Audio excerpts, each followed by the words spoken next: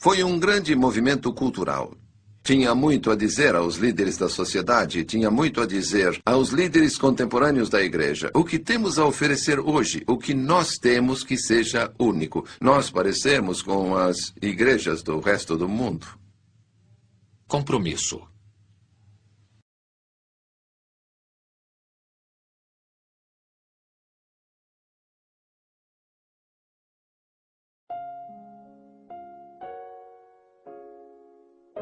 Se a religião não se torna transformadora, então não vale a pena ter. Seymour fez uma declaração profética sobre as mulheres e disse que o tipo de consagração que era evidente na Rua Azusa não era evidente desde o tempo de Pentecostes.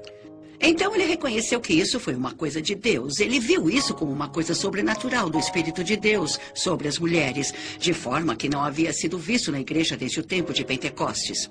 Então ele sabia muito bem que isso era uma coisa que o Espírito Santo estava realizando. Acho que Seymour, por causa de sua humildade, pensou que ele não podia fazer nada além de usar essas mulheres, porque ele viu isso como o Espírito Santo operando nelas. Então encontrou lugares para elas no ministério e as incluiu na administração do Ministério do Avivamento. Ele permitiu que elas pregassem desde o começo. Ele olhava para as pessoas como Farrell, como sua colega no ministério. E, na verdade, ele a chamou quando as coisas estavam ficando difíceis no avivamento. Ele pediu sua ajuda, então ele a via como igual. Ele recebeu Florence Crawford no ministério e ela ficava como líder na Califórnia. Então, ele era muito aberto em relação a usar mulheres de várias formas que não haviam sido usadas antes. Derramarei o meu espírito sobre toda a carne. Vossos filhos e vossas filhas profetizarão. Joel 2:28. Como as mulheres da missão de Azusa tinham posições de liderança e autoridade, uma década antes do 19º Amendment, dando às mulheres o direito de voto nos Estados Unidos, nos anos seguintes, gradualmente, essas igualdades foram diminuídas.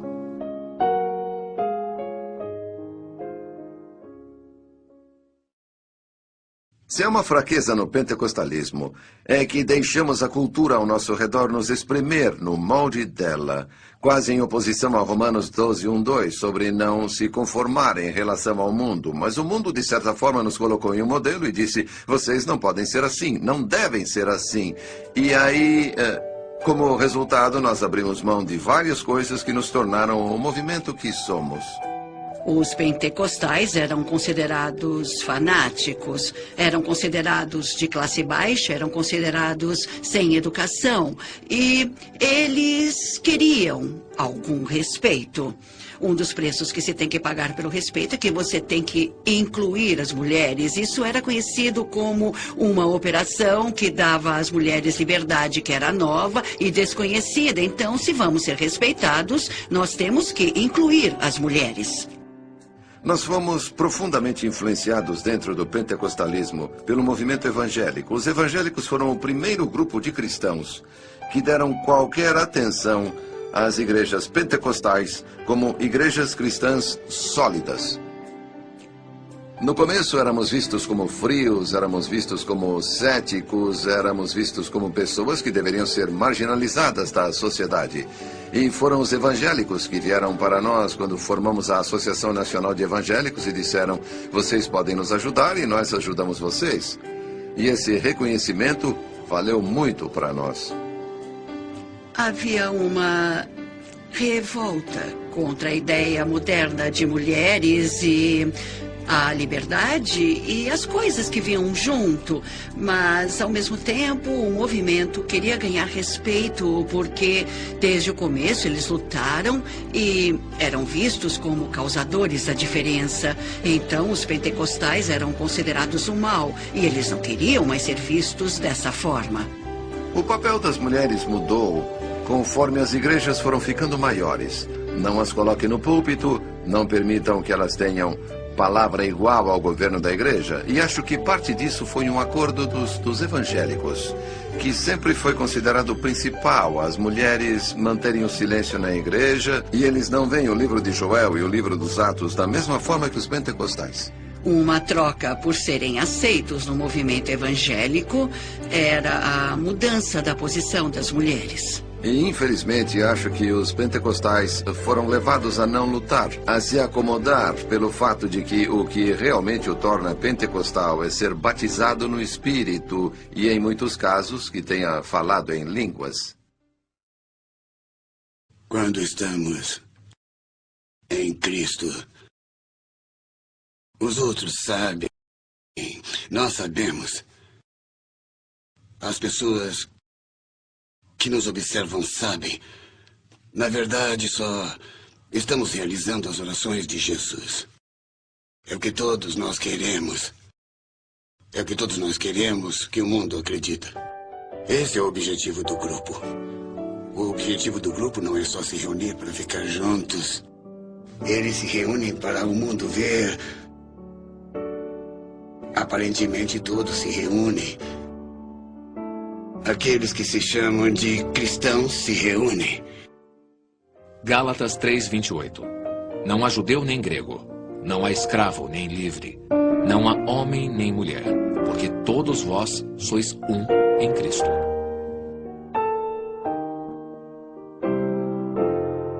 Nas missões Azusa, Deus deu a resposta à segregação 50 anos antes da legislação dos direitos civis.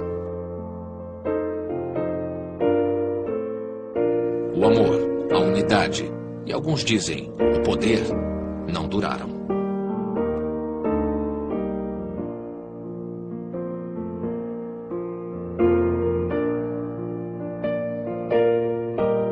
Porque o homem entrou no caminho.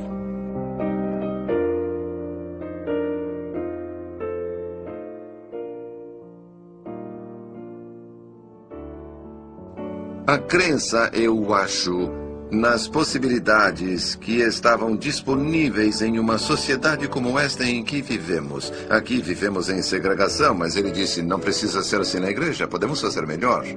E certamente isso nos tornou uma só família, somos irmãos e irmãs, e não há razão pela qual não possamos contribuir uns com os outros. E foi uma experiência rica. Acho que, se você ler, por exemplo, do jeito que Frank Bartleman fala sobre a missão e os tipos de experiência que aconteceram lá, e o jeito como as pessoas se tratavam, como oravam umas pelas outras, como elas se abrigavam, se alimentavam, como se abraçavam, beijavam, você sente que aqui elas realmente criaram uma família em que todas as pessoas eram iguais. Só as pessoas do lado de fora não conseguiam enxergar isso. Então, nesse momento de segregação total e grande luta racial, o senhor enviou esse grande avivamento, liderado por homens negros. Então, sinto que o senhor estava tentando mostrar o caminho para resolver os problemas raciais que a nação enfrentou nos anos seguintes.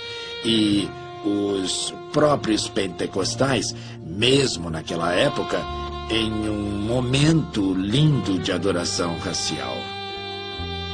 Uma das grandes histórias é de C.H. Mason, fundador da Igreja de Deus em Cristo, e uma vez, mais de 350 pastores brancos se juntaram à Igreja de Deus em Cristo com Mason. E os brancos eram liderados por bispos negros, o que era impensável na época.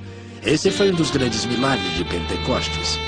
Acho que posso dizer pela sua história que os filhos de Deus, como grupo, eram adoradores da Igreja de Deus em Cristo, saindo de suas igrejas, a de Mason, para começar sua igreja em 1914. Isso é uma coisa de que as pessoas não falam muito, mas acho que os fatos dizem isso. E acho que a Igreja de Deus em Cristo sempre soube disso. Mas é uma coisa que temos que enfrentar como fato da história. Aqui está uma denominação que existiu e foi de fato legalmente incorporada de acordo com as leis do Estado e registros do governo federal. E isso significava que qualquer um que fosse ordenado por eles podia conseguir redução de impostos, cerca de 50% da taxa normal. E como resultado as pessoas pensavam, é um ótimo lugar para ir, temos de ir em encontros eventuais, não temos de pagar muito. É uma decisão muito pragmática. Pastores brancos frequentavam a igreja de Mason que oferecia a eles ordenação, licença e permissão para abrirem filiais da Igreja de Deus em Cristo. Durante esse período de 1907 a 1914, houve muita discussão sobre essa coisa dos brancos. E pouco de agitação. Devemos ficar aqui? Como vamos tolerar essa coisa de negros? Nós somos brancos, vivemos sob as ordens de Mason e é difícil se integrar à segregação. Todas essas coisas surgiram. Bom, as comunidades foram rígidas em relação aos negros e brancos, fazendo adoração juntos. E eles caçoavam dos pastores brancos que trabalhavam segundo os bispos negros. A cultura está sofrendo claramente o impacto. Os brancos finalmente saem e vão a uma assembleia em Hot Springs em abril de 1914 e formam uma união com pessoas da Rua Azusa, de Indianápolis, de Ohio e arredores e de Colorado. Eles formaram a Assembleia de Deus. O que isso significa é que eles não podem ser vistos como filhos rebeldes dessa igreja-mãe que é Deus em Cristo. Você pode ver isso de certa forma como separação racial. Eles acharam que isso era bom porque os brancos podiam evangelizar melhor os brancos e negros podiam evangelizar os negros. Foi a desculpa que arranjaram. E eles precisam voltar e dizer: nós devemos essas pessoas. Eles nos abrigaram em tempos difíceis. Eles nos deram espaço, reconheceram a entrada de Deus em nossas vidas. Poderíamos ter trabalhado com eles se quiséssemos driblar a cultura e driblar o sistema, mas decidimos não fazê-lo e, como resultado, falhamos em espalhar a palavra e a mensagem de que todos são normais diante dos olhos de Deus e certamente na plenitude do Espírito. E todas essas coisas resultaram da nossa falta de vontade de pagar esse preço naquele tempo sobre aquele determinado assunto. Depois de 1924, os pentecostais brancos e negros tinham vidas separadas, mundos separados. Em 1948, quando os pentecostais brancos se juntaram à Associação Nacional de Evangélicos, os negros não foram convidados. Então eles formaram uma associação de igrejas pentecostais da América, que era toda branca em 1948. Então tínhamos brancos e negros em mundos totalmente separados. Isso foi criticado no mundo todo. Movimentos europeus e anti-americanos acharam que isso era uma tragédia na igreja americana. Os pentecostais foram criticados por mandar dinheiro para a África, mas não por fazer nada por negros nos Estados Unidos. E essas críticas começaram a ferir. Temos um problema. E há uma raiz incrível nesse problema. E sabe onde começa? Começa na liderança, infelizmente.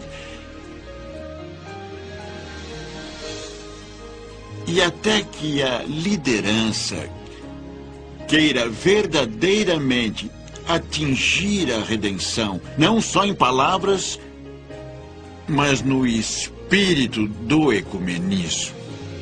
Certo? Onde está? Está em uma declaração organizacional? Mas onde está na realidade? A tendência é distanciar de onde começamos, no sentido de esquecer o preço que essas pessoas pagaram para tornar possível que todos os homens e mulheres realmente formassem um sacerdote que todos acreditassem e não fosse só teoria.